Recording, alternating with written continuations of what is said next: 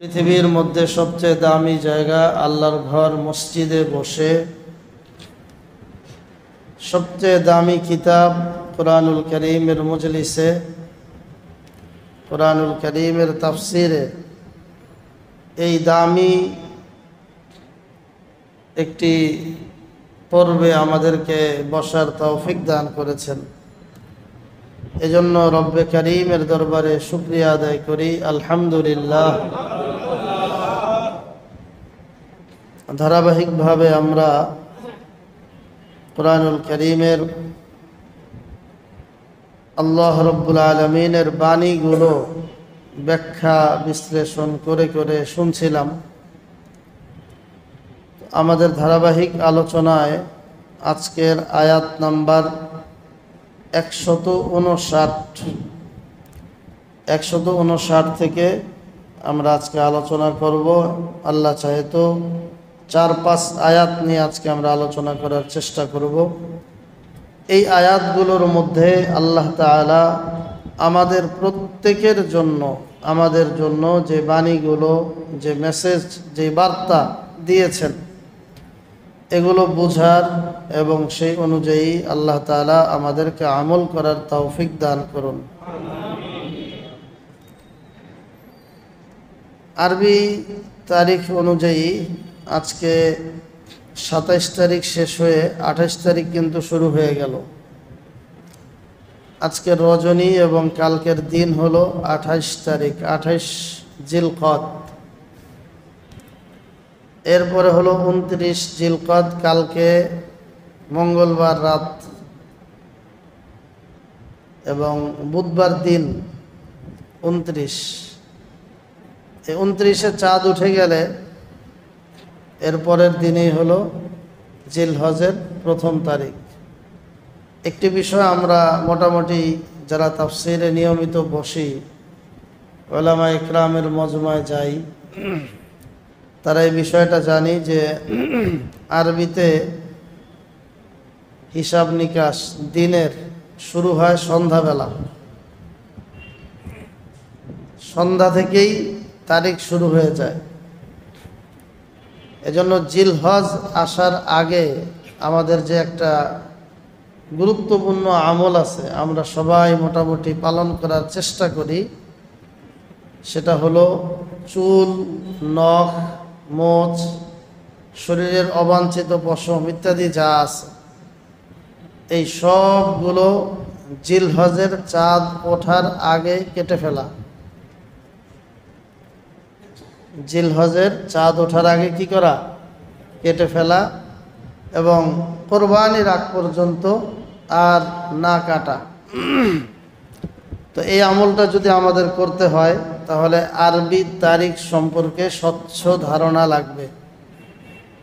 এজন্য শুরুতেই আপনাদেরকে এই বিষয়টা আমরা মুযাকারা করছি, সেটা হলো যে আজকে কত তারিখ? 28। সারাদিন 27 ছিল। আরবিতে কি এই যে মাগরিব যখন সূর্যাস্ত হয়ে গেল তখন কি 28 শুরু। কালকের রাত 29, বুধবার সারাদিন মাগরিব পর্যন্ত 29। বুধবার মাগরিবের সময় যদি চাঁদ উঠে যায় তাহলে 1 তারিখ শুরু হয়ে যাবে।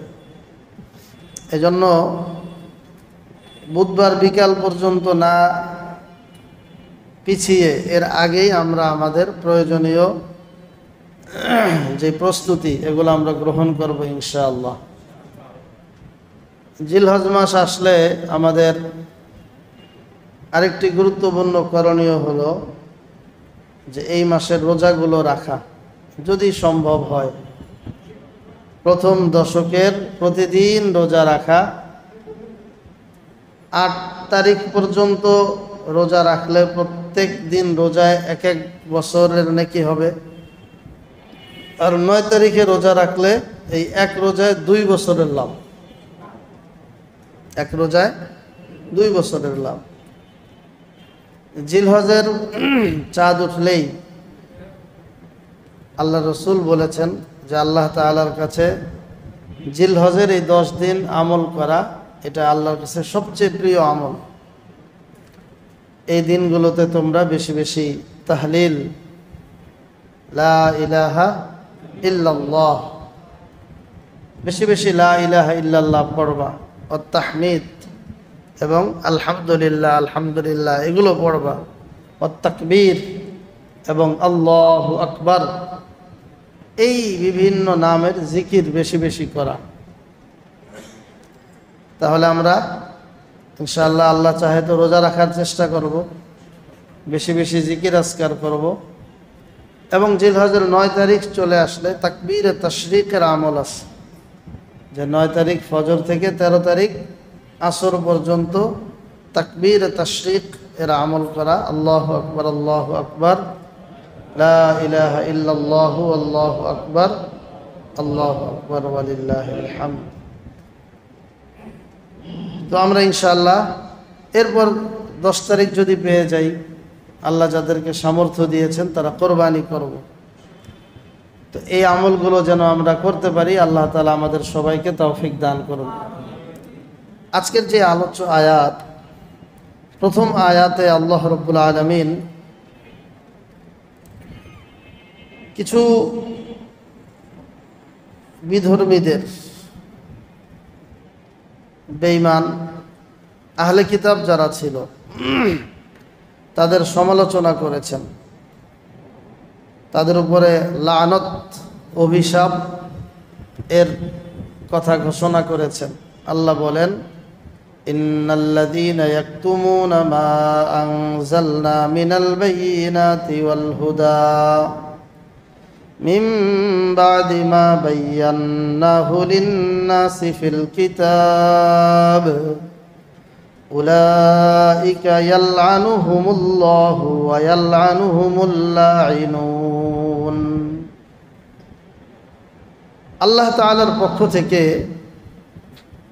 ইসলামের বিধানগুলো সুস্পষ্টভাবে অবতীর্ণ হওয়ার পর, হেদায়েতের বাণী অবতীর্ণ হওয়ার পর আল্লাহ বলছেন যে যারা জেনে বুঝে এগুলোকে লুকায়। তো আগের যুগে আল্লাহর নবী যখন পৃথিবীতে এসেছেন, তখন যারা আহলে কিতাব ছিল, তখন যারা তাওরাতের পণ্ডিত ছিল, ইনজিলের পণ্ডিত ছিল, এইসব কিতাবের মধ্যে আমাদের নবীর কথা, নবীর আনিত দ্বীনের কথা, ইসলামের কথা এগুলো উল্লেখিত ছিল, কিন্তু তারা এগুলোকে গোপন করত, সত্যটা প্রকাশ করত না। যদি প্রকাশ করে দেয় তাহলে তো নিজেদের যেই কর্তৃত্ব, নেতৃত্ব, আধিপত্য এগুলো সব বিলীন হয়ে যায়।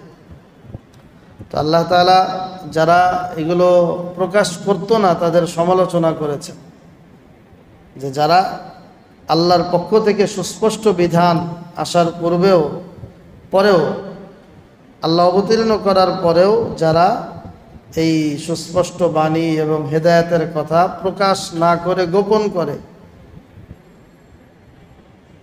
মানুষের জন্য কিতাবের মধ্যে, পূর্বেকার যুগের বিভিন্ন কিতাবের মধ্যে আল্লাহ তাআলা সুস্পষ্ট বিবরণ দেওয়ার পরেও যারা এগুলোকে লুকিয়েছে, আল্লাহ বলেন উলাইকা ইয়ালআনুহুমুল্লাহ, তাদের উপরে আল্লাহর অভিশাপ, ওয়া ইয়ালআনুহুমুল লাঈনুন, এবং লানতকারীদেরও অভিশাপ, অর্থাৎ ঈমানদারদেরও অভিশাপ।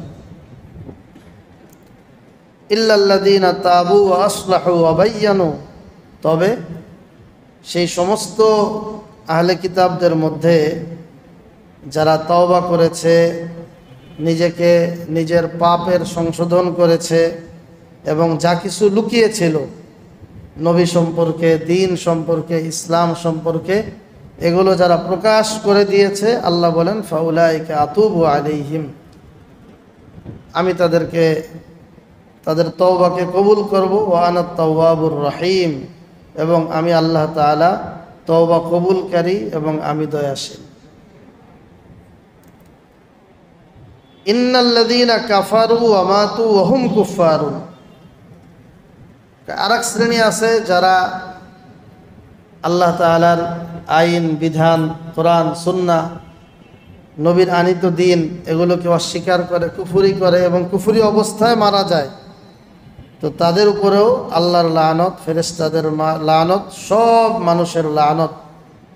খালিদিনা ফিহা, তারা জাহান্নামের মধ্যে থাকবে, চিরকাল থাকবে। লা ইউখাফফাফু আনহুমুল আযাবু ওয়া লা হুম ইউনযরুন, তাদের আযাবকে হালকাও করা হবে না এবং তারা আবার আল্লাহর কাছে সুযোগ চাইবে যে আল্লাহ একটু সুযোগ দেন, আগে তো বুঝি নাই, এখন দুনিয়াতে গিয়ে আবার কি করব, বুঝবো, এখন ঠিকমতো চলবো। আল্লাহ বলছেন ওয়ালা হুম ইউনযরুন, তাদেরকে আর সুযোগ দেওয়া হবে না। এই ঘটনাগুলো আমাদের সামনে পেশ করা হয় এজন্য যে এই যে যারা কুফরি করে, যারা তাওবা করে না, যারা সংশোধিত হয় না, যারা দ্বীনের কথা জানার পরেও বলে না, প্রচার করে না, তো তাদের উপরে যে সমূহ বিপদ আসবে, সেই বিপদ যেন আমাদের উপরে না আসে, আমরা তাদের ঘটনা বিবরণগুলো শুনে আমরা যেন শিক্ষা নেই। এরপর আল্লাহ রাব্বুল আলামিন আজকের মূল আমাদের পয়েন্ট হলো এখান থেকে তাওহীদের একত্ববাদের আলোচনা করেছেন। ওয়া ইলাহুকুম ইলাহু ওয়াহিদ, আল্লাহ রাব্বুল আলামিন বলছেন, এই মুশরিকেরা, তোমাদের কাছে যে এত মূর্তি, বিভিন্ন বিষয়ের জন্য এক একজনকে তোমরা পাওয়ারওয়ালা মনে করো, এগুলো আসলে কোনোটারই কোনো পাওয়ার নাই। সব কিছুর মালিক, সব পাওয়ারের মালিক একমাত্র আল্লাহ। ইলাহুকুম ইলাহু ওয়াহিদ, ইলাহ হইল একজন, রব হলেন একজন। এখনো এই যুগেও যারা বিভিন্ন মূর্তির পূজা করে, তাদের আশেপাশে তাদের সাথে আমাদের অনেকের পরিচয় আছে। আমাদের সমাজে ডানে বামে অনেক আছে মূর্তি পূজকরা।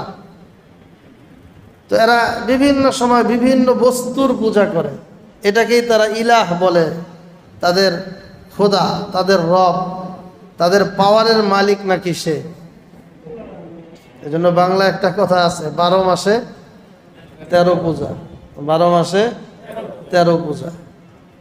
এত বস্তুর পূজা, যেই বস্তুটাকেই দেখে একটু ব্যতিক্রম, এটাকেই বলে রব। এটা ঈমানের দাবি না, এটা তাওহীদের দাবি না, এটা একত্ববাদের দাবি না।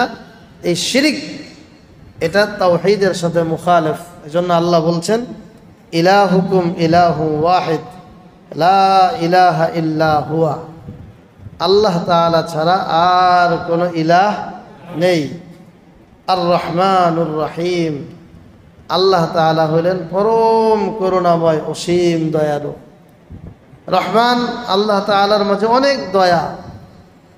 আল্লাহর দয়ার কারণে পাপীরা, গুনাহগাররা, কাফেররা, মুশরিকরা, বেঈমানরা, ইহুদিরা, খ্রিস্টানরা, বদ্দিনরা, বৌদ্ধরা, এরা ধোঁকার মধ্যে পড়ে যায়। কারণ আল্লাহ তো এই দুনিয়া দয়া করে, কাফেরকেও দয়া করে, জালেমকেও দয়া করে। দয়া যখন আল্লাহ করে, আবার অনেক সময় দয়াটা হয় ঢিল দেওয়া। আল্লাহ পাপের মধ্যে কি করে, ঢিল দেয়। যেমন আজকে আমরা একটা খবর পাইলাম, আমাদের এক সাবেক এক দায়িত্বশীল ছিলেন দেশের, তিনি বলছেন যে দেশে ব্যাঙের ছাতার মতো কওমি মাদ্রাসা গজায় উঠতেছে। এক জায়গায় সেমিনারে উনি মন্তব্য করছেন যে ব্যাঙের ছাতার মতো কওমি মাদ্রাসা গজায় উঠতেছে। কওমি মাদ্রাসা কি জিনিস? এই জমিনের মধ্যে এখনো পর্যন্ত বিশুদ্ধ কোরআন সুন্নাহর চর্চা করার একমাত্র প্রতিষ্ঠান হলো কওমি মাদ্রাসা। একেবারে বিশুদ্ধ, খালেস। অন্য জায়গায় সিলেবাসে কোরআন আছে, হাদিস আছে, কিন্তু কোরআনের মর্ম আর হাদিসের গভীরতা বুঝে না। আর সেই কোরআন হাদিস দিয়া অন্যজন উপকৃত হবে তো দূরের কথা, কওমি মাদ্রাসা ব্যতীত অন্য মাদ্রাসাগুলোতে বা অন্য প্রতিষ্ঠানে কোরআন হাদিস অনেক জায়গায় সিলেবাসে আছে, কিন্তু ওই সিলেবাস কেন, কোরআন কেন, হাদিস কেন, যে এটা পড়বে, এটা নিজের মধ্যে ফিট করবে, এটা অন্যের মধ্যে ফিট করার জন্য মেহনত করবে। তো ওই সিলেবাস একমাত্র কওমি ছাড়া অন্য কোথাও পড়ে নিজের মধ্যেই ফিট হয় না। একজন কোরআন শরীফ পড়ে, তো স্টুডেন্ট কোরআনের ছাত্র দাড়ি কাটে, কোরআনের ছাত্র তার সুন্নতি লেবাস নাই, কোরআনের ছাত্র টাকনুর নিচে তার প্যান্ট, কোরআনের ছাত্র নামাজ পড়ে না। এজন্য কোরআন আর হাদিস সিলেবাসে থাকলেই ওইটা যে মানে তার ভিতরে আসর করবে বিষয়টা এমন না, এটার সাথে সাথে আমল লাগে। এই মানুষকে আদর্শ মানুষ গড়ার একমাত্র প্রতিষ্ঠান হলো কওমি মাদ্রাসা। এজন্য বর্তমানে এটা খুশির বিষয়,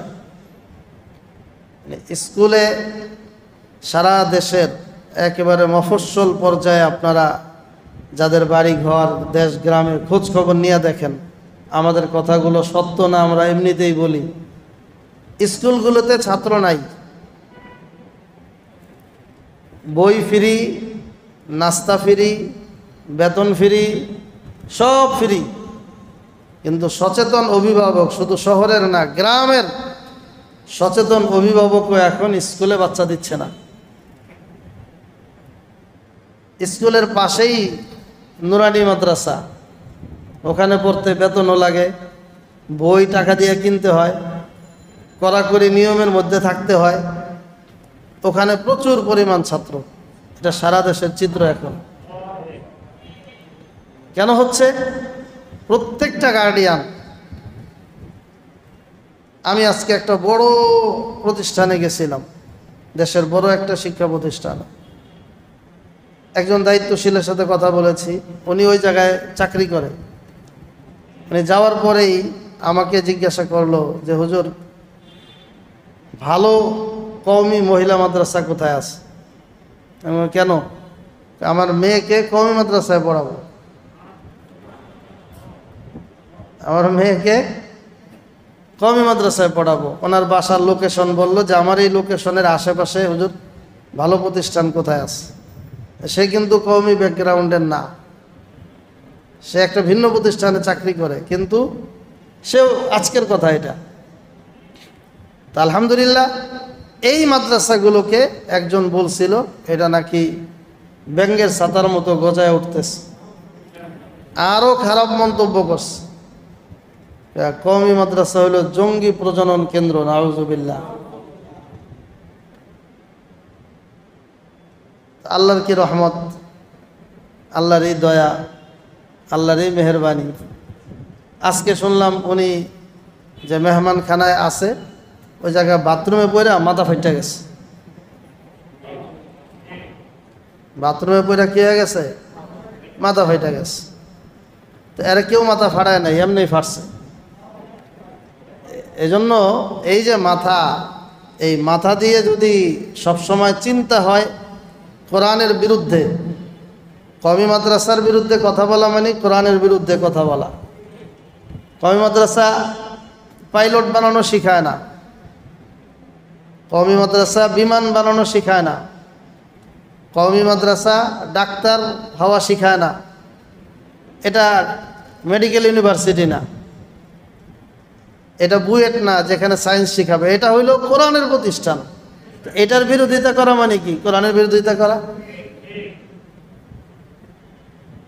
কেউ যদি বুয়েটের বিরোধিতা করে যে বুয়েটের মতো প্রতিষ্ঠান বাংলাদেশে দরকার নাই, মানে কি? সে বিজ্ঞান প্রযুক্তির বিরোধী, সে বিজ্ঞান প্রযুক্তিকে বিশ্বাস করে না, এটা সাপোর্ট করে না। তো এই জন্য যে কথা বলছিলাম, ওয়ালা হুম ইউনজারুন, এদেরকে আর সুযোগ দেওয়া হবে না, আল্লাহ বলছেন।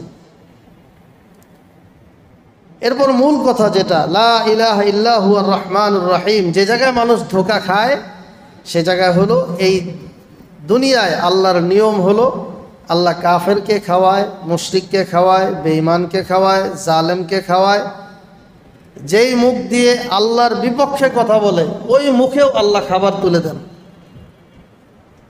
যেই নাস্তিক তার মুখ দিয়ে আল্লাহর বিপক্ষে কথা বলে, আবার যখন তার খাবারের সময় হয় আল্লাহ তাআলা ওর মুখেও রিজিকের ব্যবস্থা করেন। এটা আল্লাহর দয়াবান হওয়ার আলামত। যেটা বলছেন আর রহমান, এই দয়া আল্লাহ দুনিয়ায় করেই যাবেন। আর রহিম, আর আল্লাহর আরেকটা পরিচয় আছে আর রহিম, এর অর্থ হইল লিমিটেড দয়া, সীমাবদ্ধ দয়া। রহমানের মধ্যে আনলিমিটেড দয়া। আনলিমিটেড দয়ায় সবার জন্য দয়া হবে। আল্লাহকে গালি দিলেও দয়া, কোরআনের বিপক্ষে বললেও আল্লাহ দয়া করতেছে। আর রহিমের মধ্যে লিমিটেড, এখানে দয়া হিসাব নিকাশ করে। এইটা, এই গুণ, এই হালত আল্লাহ ধারণ করবেন আখেরাতে। আখেরাতে আল্লাহর পরিচয় হবে রহিম। এখানে আল্লাহ সবাইকে আর দয়া করবেন না, এবার হিসাব হবে। যে দয়ার উপযুক্ত তাকেই করবেন, যে সাজার উপযুক্ত তাকে আল্লাহ সাজা দিবেন। এখন আরবের পৌত্তলিকদের সমাজে, মুশরিকদের সমাজে যারা অনেকগুলো খোদা মানে, তাদের সামনে যখন এই কোরআনের এই বাণী পৌঁছানো হলো যে ইলাহ হইলেন একজন, ইলাহ হইলেন কি একজন, একজন আল্লাহ। আর তোমরা যে ভিন্ন ভিন্ন বস্তুকে মনে করো যে অমুকে এই উপকার করে, অমুকে এই উপকার করে, অমুকে তোমাদের বাতাস প্রবাহিত করে দেয়, অমুকে তোমাদের এই ফল ফসল ভালো উৎপন্ন করে, অমুকে তোমাদের ব্যবসা বাণিজ্যের বিস্তৃতি ঘটায়, এগুলি আসলে শুদ্ধ না। এখন কাফেরদের পক্ষ থেকে প্রশ্ন, যদি এমনই হয়, আল্লাহ একজনই হয়, তো আল্লাহ একজন এটা আমরা কিভাবে বুঝব? আল্লাহ একজন এর আলামত কি? আল্লাহ যে একজন এর নিদর্শন কি? কিছু আলামত বলেন। আল্লাহ একক এটার কিছু বৈশিষ্ট্য বলেন, তাহলে না আমরা বুঝবো যে এত কিছুর বৈশিষ্ট্য লাগে না, সব পাওয়ার কার? আল্লাহর। এবারে আল্লাহ রাব্বুল আলামিন পরের আয়াতে 164 নম্বর আয়াতে 7টা আল্লাহর অনন্য বৈশিষ্ট্যের আলোচনা করছেন, যে এগুলো আল্লাহর বৈশিষ্ট্য, নিদর্শন।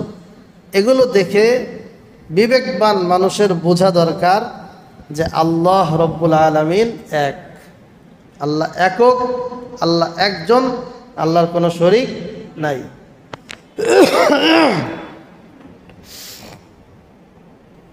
তো সেই বৈশিষ্ট্যগুলো কি? আল্লাহ তাআলা নিজেই বলছেন, ইন্না ফি খালকিস সামাওয়াতি ওয়াল আরদ, আসমান সমূহ এবং জমিন সৃষ্টি, এটা আল্লাহ তাআলার অনন্য বৈশিষ্ট্য। তোমরা যাকেই খোদা দাবি করো, এরা কি কেউ বলছে যে আসমান সে বানায়, জমিনটা তার বানানো? আমাদের গোটা মানব সমাজ, অথবা শুধু মানুষ না, মাখলুকাত যা আছে, সৃষ্ট জীব যা আছে, সবাই যেখানে আমরা চলাচল করছি সেটা হলো আসমানের নিচে, জমিনের উপরে একটা জায়গা। তো এই জমিন যেটা আল্লাহ তাআলা বিছিয়ে রেখেছেন, এটা তৈরি করেছেন কে? আল্লাহ। কুরআনুল কারীমে আল্লাহ রাব্বুল আলামিন এই জমিনকে বিছিয়ে রাখা সম্পর্কে সূরা নাবার মধ্যে বলেছেন, আলাম নাজআলিল আরদা মিহাদা ওয়াল জিবালা আওতাদা। ও আমার প্রিয় বান্দা, তুমি একটু চিন্তা করো না, আলাম নাজআলিল আরদা মিহাদা, আমি এই জমিনকে তোমাদের জন্য স্থির বসবাসের উপযোগী করে তৈরি করেছি। আলাম নাজআলিল আরদা মিহাদা, এই জমিন তোমাদের জন্য এখন স্থির আছে। তোমাদের ঘর, তোমাদের বাড়ি, তোমাদের চলাচল বিচরণ সব জমিনের উপরে চলছে। আর এই জমিন যেন নড়াচড়া না করে, এজন্য আমি ওয়াল জিবালা আওতাদা, আমি জমিনের মধ্যে পেরেক হিসাবে পাহাড়কে বানিয়েছি। পাহাড় জমিনের ভারসাম্য রক্ষা করে, জমিনকে নড়াচড়া করতে দেয় না। এই পাহাড়গুলো ধরে রেখেছে। এজন্য যারা পরিবেশ নিয়ে কাজ করে তারা কিন্তু পাহাড় কেটে কেটে আপনার বাড়িতে টাইলস হোক আর উন্নত উন্নত বিল্ডিং করেন পাহাড় কেটে, এটা পরিবেশবিদরা পছন্দ করে না। তারা এটা নিয়ে ভাবে এটা পরিবেশের জন্য ক্ষতিকর, এটা আমাদের পরিবেশের উপরে হুমকি, পাহাড়গুলো কেটে ফেলা। আল্লাহ বলেছেন ওয়াল জিবালা আওতাদা, এই আসমান সমূহ সৃষ্টি সম্পর্কে এমন কে আছে? কোরআনুল কারীম আল্লাহ বলছেন বিগাইরি আমাদিন তারাউনাহা, যে খুঁটি ছাড়া এই বিশাল ছাদ কে দিতে পারে? তোমাদের কার এই পাওয়ার আছে? এত যে খোদা খোদা করো, এত রব রব করো, কার এই পাওয়ার আছে? আমাদের এই যে ছোট্ট একটা, এটা কয়শো স্কোয়ার ফিট, আমাদের এই মসজিদটা 700 স্কোয়ার ফিট হবে মনে হয়, নাকি আরো বেশি? হ্যাঁ 600, ওই তো 600 700। খুঁটি কতগুলো?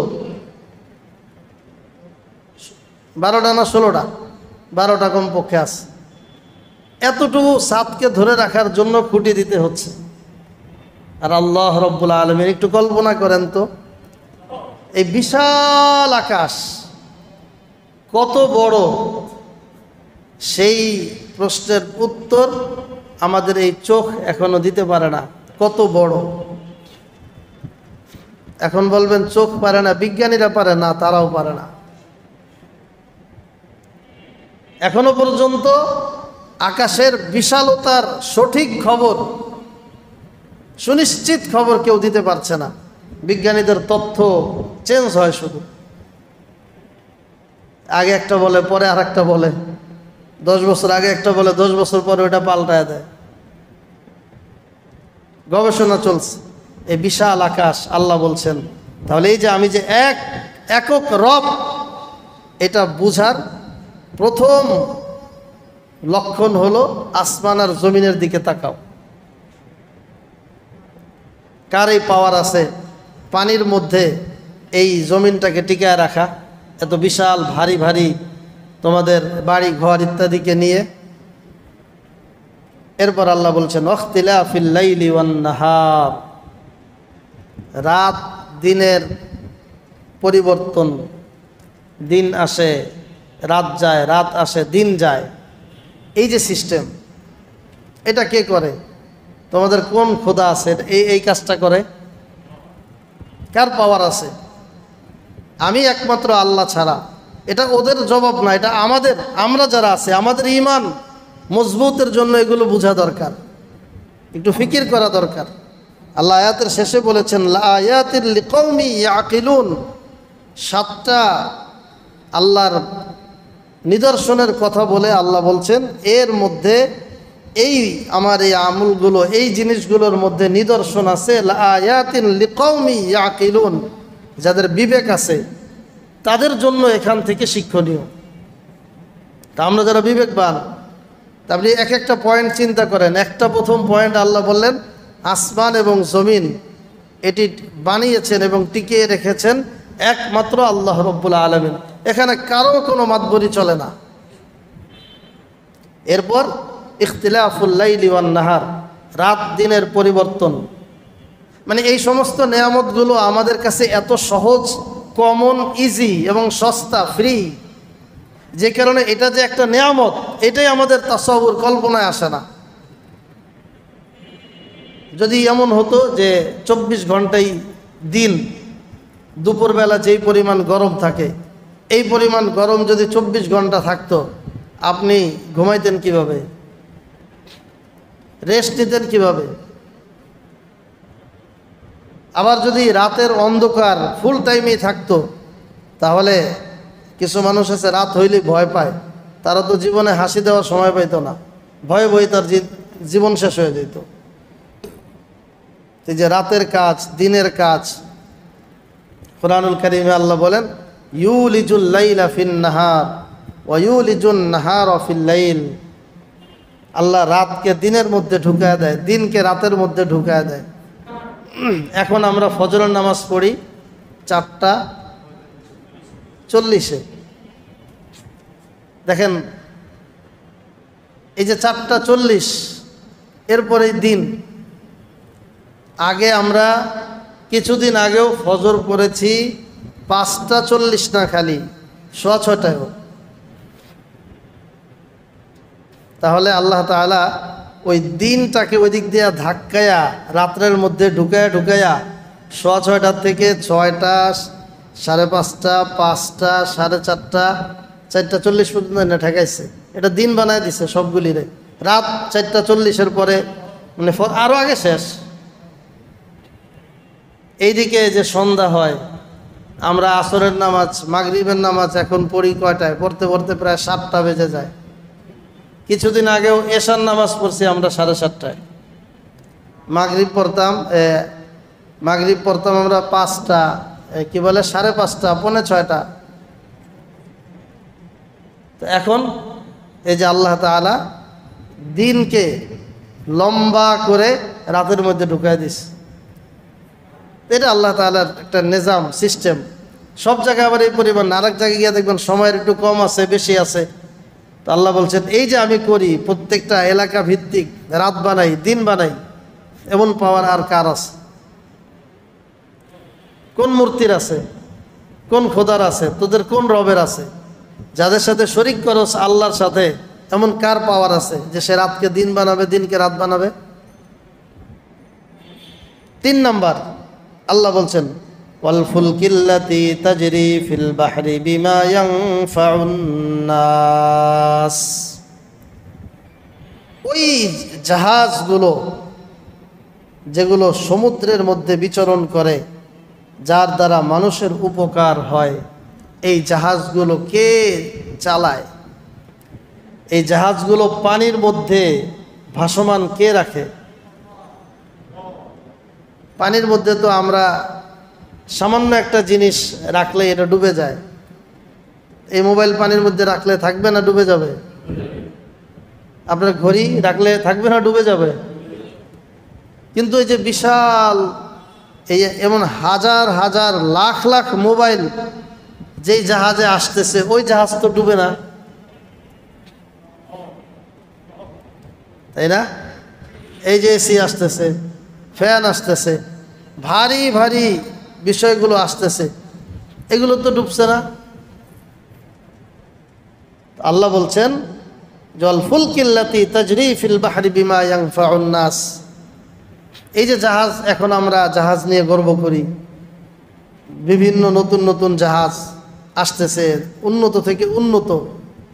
এটার জন্ম হয়তো এখন হচ্ছে, দিন দিন আপডেট হচ্ছে, কিন্তু এরকম হালত হবে এটা আল্লাহ তাআলা আরও ১৫০০ বছর আগে। এই কোরআনে তো নবী দুনিয়া থেকে চলে যাওয়ার পরে একটা শব্দ, একটা হরফ, একটা মানে নক্তাও কেউ বাড়াইতে পারে নাই।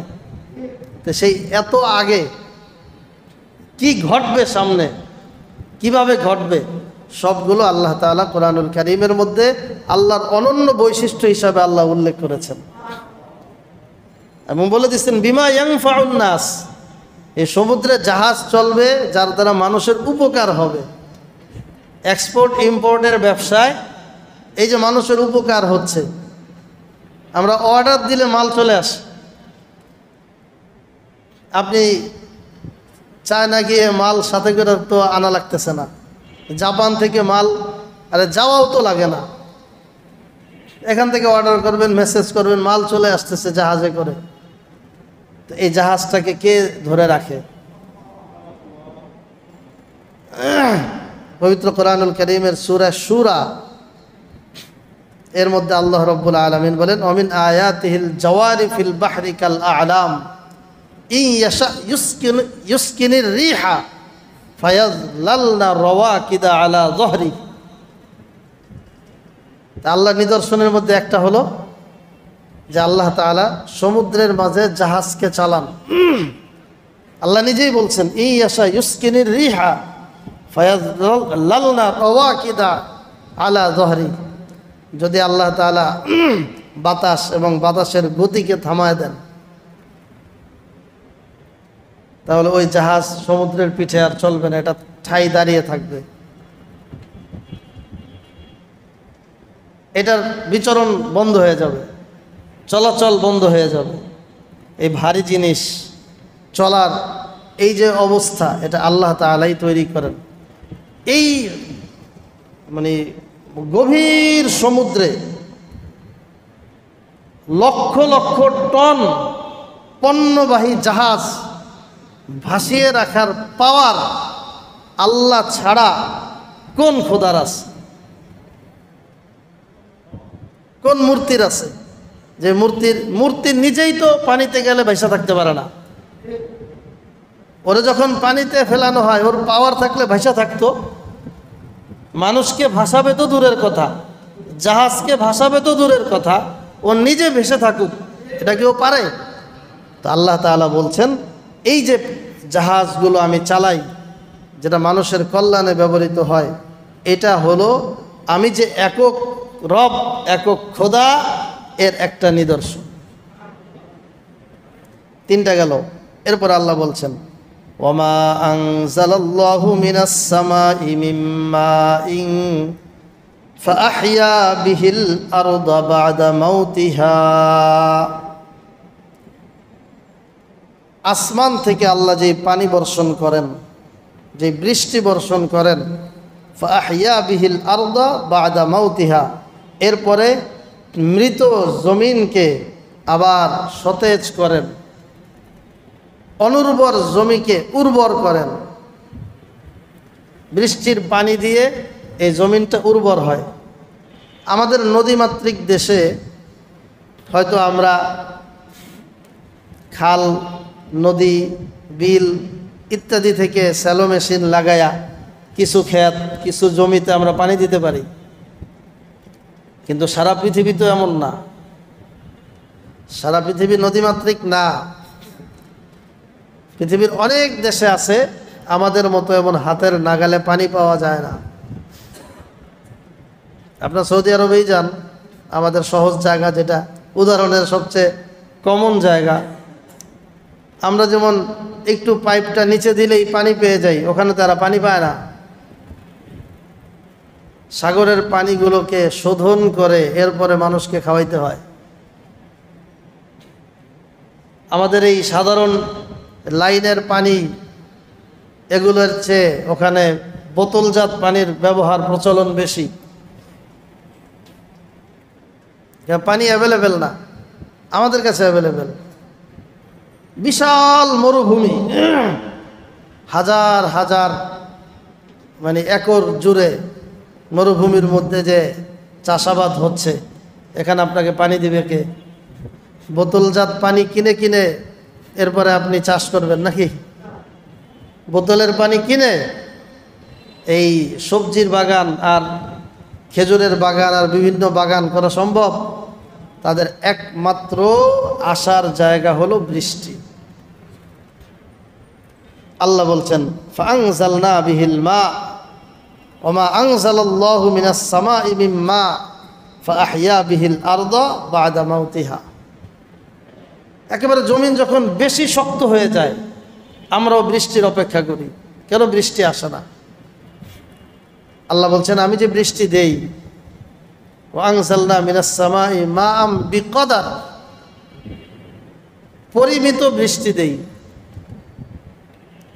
বৃষ্টির মধ্যে যদি এমন হইতো যে সাগরের পানি যেই পরিমাণ গভীর, আল্লাহ যদি এরকম লাগাতার আমাদেরকে পরিমাণ আরো বাড়ায়া, এই যে ফোঁটা ফোঁটা বৃষ্টি না দিয়া, আজকেও তো বৃষ্টি হয়েছে তাই না?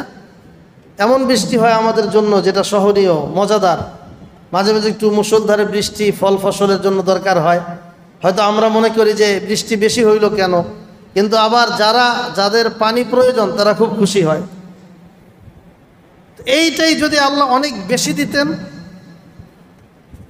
যার দ্বারা মানে একতলা, দুইতলা, তিনতলা ডুবে যায়, তখন আমরা কি করতাম? এজন্য আল্লাহ ওইভাবে দেয় না। আল্লাহ বলছে মা আম বিকাদার, আমি পরিমিতভাবে ফোঁটা ফোঁটা ছিটা ছিটা, কখনো একেবারেই হালকা, কখনো একটু বেশি, কখনো আর একটু বেশি, কখনো মুষল ধারে, পরিমিতভাবে। এই পরিমাণ আপনার আমার জ্ঞানের বাইরে। আল্লাহ বলছেন পরিমিতভাবে আমি দেই, দিয়া মৃত জমিনকে জীবিত করি আমি ছাড়া আর কে আছে এমন পাওয়ারওয়ালা যে বৃষ্টি দিতে পারবে? আমাদের বর্তমান পৃথিবীর যদি সুপ্রিম পাওয়ার, আপনি আমেরিকাকেই দেখেন, আমেরিকার কি পাওয়ার আছে বৃষ্টি দেওয়ার? কি বলেন? বৃষ্টি দেওয়ার, বৃষ্টি বন্ধ করার, এরপরে বৃষ্টি নিয়ন্ত্রণ করার। আরে বৃষ্টি নিয়ন্ত্রণ তো দূরের কথা, ওদের এলাকায় যখন আগুন লাগে ওই আগুনকে সব প্রযুক্তি ব্যবহার করে নিভানোর যোগ্যতা ওদের হয় নাই, এলাকার পর এলাকা জ্বালায় দেয়। তো ওদের পাওয়ার কোথায়? আচ্ছা, এরপরে আল্লাহ বলছেন ওয়াবাসসা ফিহা মিন কুল্লি দাব্বাহ, এই বৃষ্টির পানি দেওয়ার পর আমি আল্লাহ তাআলা যেটা করি, যেটা দিয়ে তুমি রবকে চিনতে পারবা, সেটা হলো সব ধরনের জীব জন্তু, ফসলাদি, এগুলোকে আমি ছড়িয়ে দেই। ফসলের বিস্তৃতি ঘটে, আলুর চাষ হয়, বেগুনের চাষ হয়, পেঁয়াজের চাষ হয়, রসুনের চাষ হয়, হ্যাঁ, আম, এরপরে বিভিন্ন ফল ফলাদি। এই যে চাষ হচ্ছে, এই বৃষ্টির পানিকে ব্যবহার করে মানুষ করতেছে, এটা আমার নিদর্শন। কে আছে এরকম যে গাছের মধ্যে ফল দিতে পারে? কে আছে মাটির মধ্যে বীজ বপন করলে সেখান থেকে ধান হয়, বীজ লাগাইলে সেখান থেকে মূলা হয়, সেখান থেকে আলু হয়, সেখান থেকে পাট গাছ হয়ে যাচ্ছে, সেখান থেকে কলা গাছ হয়, আম গাছ হয়, খেজুর গাছ হয়, সব গাছ হচ্ছে। এই উদ্ভিদের মধ্যে পাওয়ার তৈরি করে সেই রবকে আল্লাহ। এরপর আল্লাহ বলেন ওয়া তাসরিফির রিয়াহ, আবহাওয়ার পরিবর্তন, বাতাসের ঘূর্ণায়ন, বাতাস কোন পরিমাপে কোন অঞ্চলে কতক্ষণ থাকবে, চলবে, এটার নিয়ন্ত্রণ আমি আল্লাহ করি। আমাদের যদি বাতাসের পরিমাণ বন্ধ হয়ে যায়, অক্সিজেন বন্ধ হয়ে যায়, আমরা বাঁচব? আবার যদি সব সময় প্রচুর পরিমাণ বাতাস থাকে, সেটাও আমাদের জীবন স্বাভাবিক থাকবে না। আল্লাহ বলছেন আবহাওয়ার এই পরিবর্তন, মাঝে মাঝে একটু বেশি, আর সব সময় স্বাভাবিকভাবে যে তোমাদের জীবন চলার জন্য এই আবহাওয়া নিয়ন্ত্রণ করার পাওয়ার একমাত্র আল্লাহ ছাড়া আর কার আছে? এই পয়েন্টগুলো আমাদের ইমানের জন্য জরুরি, যে আমরা কেন আল্লাহর গোলামি করব। আপনি কি আমাদের যে আবহাওয়া অফিস আছে অথবা আন্তর্জাতিক যে অফিসেই বলেন, ওয়েদার নিয়ে যারা কাজ করে, তারা সুনিশ্চিতভাবে বলতে পারে কিছু? এই যে এখন এআই প্রযুক্তি বের হয়েছে, লেটেস্ট আপডেট, তাই না? এখন আপনারা অনেকে হয়তো বুঝেন, অনেকে জানেনও না, পৃথিবী এখন এআই দিয়ে চলছে। এটা লেটেস্ট সর্বাধুনিক বিজ্ঞানের সর্বাধুনিক আবিষ্কার, এআই কেন্দ্রিক সারা পৃথিবী চলছে। আপনাকে আমাকে নিয়ন্ত্রণ করবে এআই দিয়ে। আপনার ঘর বাড়ি, ব্যবসা প্রতিষ্ঠান, কল কারখানা, দেশ সমাজ, জাতি রাষ্ট্র, দেশ, আন্তর্জাতিক পরিমণ্ডল সব এআই দিয়ে নিয়ন্ত্রণ হবে। এবং আগামীর পৃথিবী এআই দিয়ে নিয়ন্ত্রণ করার পরিকল্পনা এভাবে আগাচ্ছে।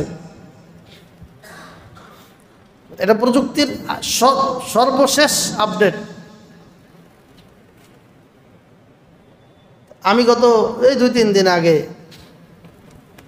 এআইকে জিজ্ঞাসা করলে সব উত্তর দিয়ে দেয়, মোটামুটি সব সহি উত্তরেই দেয়।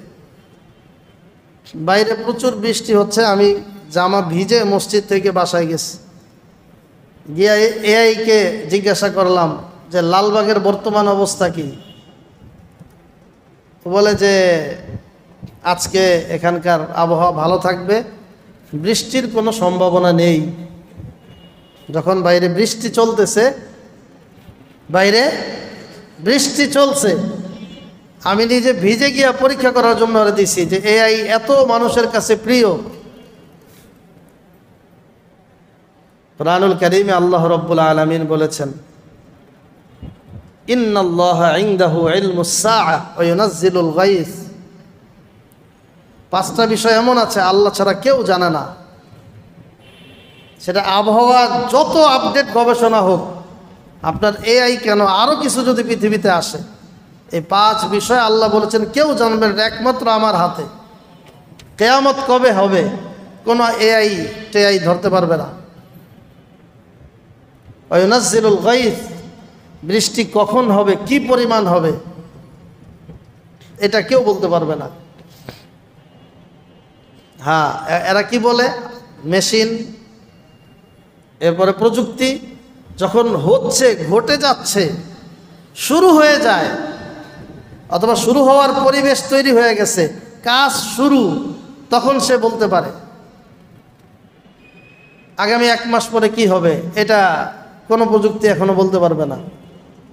হ্যাঁ, যখন জুন মাসের 20 তারিখ আসবে, এর 2 দিন আগে দেখবে যে ওই এলাকার আকাশের অবস্থা এটা, ওদিকে আকাশের অবস্থা এটা, এইসব যোগ বিয়োগ করে এমন হতে পারে ঘন্টায় অস্থায়ী দমকা হাওয়া বয়ে যেতে পারে, সুনিশ্চিত না।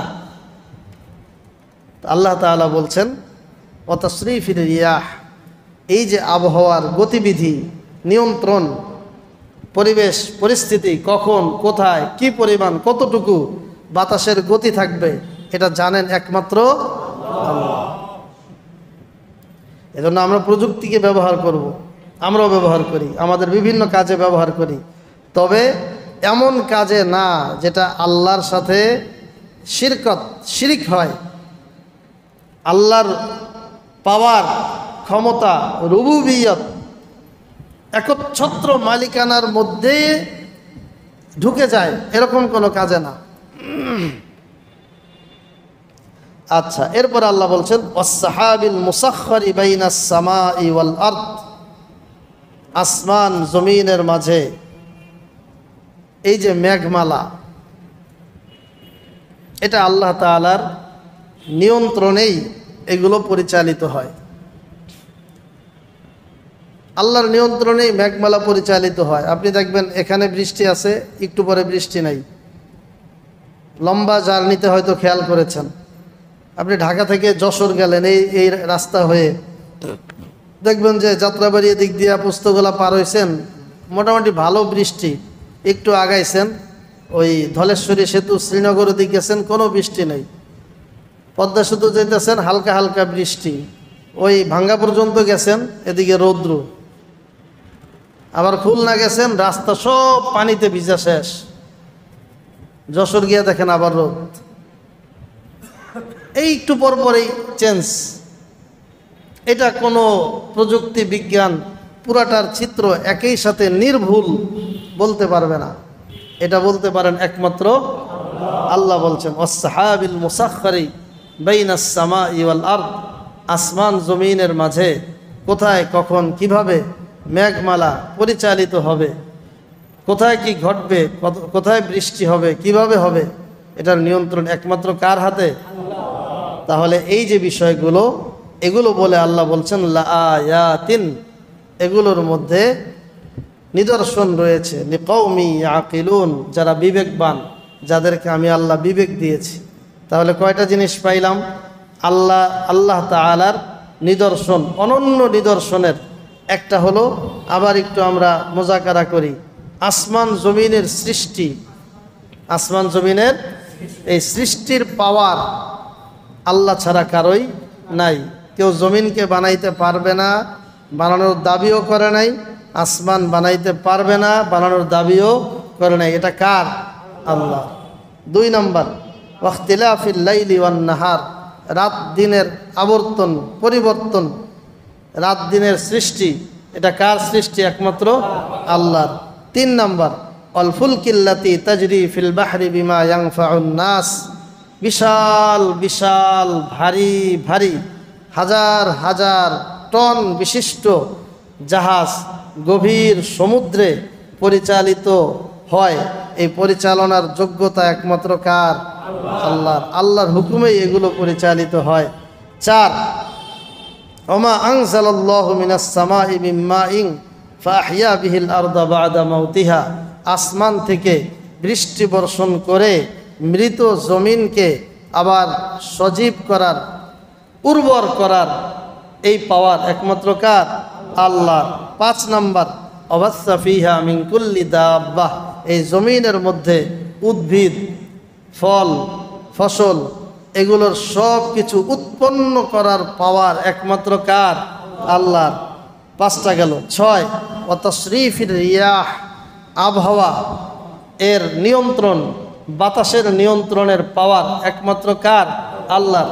7 ওয়াস সাহাবিল মুসাখখারি বাইনাস সামাই ওয়াল আরদ, আসমান জমিনের মাঝে মেঘমালার আবর্তন, ঘূর্ণয়ন এবং পরিবর্তন, বিচরণ, এই সবগুলোর পাওয়ার দায়িত্ব একমাত্র কার? আল্লাহ। এগুলোর দিকে যদি আমরা তাকাই, দুনিয়াতে যত বস্তুর পূজা করা হোক, শিরিক করা হোক, পাওয়ারের দাবি করা হোক, একজন বড় বড় পাওয়ারশালী হয়ে যাক, কিন্তু এই সব জিনিসে কারো পাওয়ার চলে না। আল্লাহ বলছেন এগুলোর দিকে তুমি তাকাও, তাকায় এটা বিশ্বাস করো, ওয়া ইলাহুকুম ইলাহুম ওয়াহিদ, তোমাদের ইলাহ হইলেন একজন আল্লাহ। ইলাহ একজন, তিনি কে? আল্লাহ। এই কথাগুলোর মধ্যে লাআয়াতিল লিকওমি ইয়াকিলুন, বিবেকবানদের জন্য নিদর্শন রয়েছে। আল্লাহ রাব্বুল আলামিন আমাদের সবাইকে আল্লাহ তাআলার এই অনন্য বৈশিষ্ট্য হৃদয়ে থেকে ধারণ করে বুঝে আল্লাহর গোলামি করার মতো আমাদেরকে তৌফিক দান করুন। আল্লাহ ছাড়া কারো পাওয়ার নাই, সব কিছুর মূলে কে? আল্লাহ। এই তাওহীদের কথা, একত্ববাদের কথা, চিরসত্য কথা, চিরবাস্তব কথা, এটা যেন আমাদের হৃদয়ের মধ্যে থাকে। আমরা যেন বাহ্যিক পৃথিবীর বিভিন্ন টুকটাক মানুষের পাওয়ার, যন্ত্রের পাওয়ার, মেশিনের পাওয়ার, এগুলোর দ্বারা যেন আমরা ধোঁকাগ্রস্ত না হয়ে যাই। মূল পাওয়ার কার? এবং এই যে পাওয়ারগুলো বলা হয়েছে, এখানে অন্য কোনো কিছু চলে না। আল্লাহ তাআলা আমাদের সবাইকে তাওহীদ, একত্ববাদের সিফাত, গুণ অর্জন করার তৌফিক দান করুন।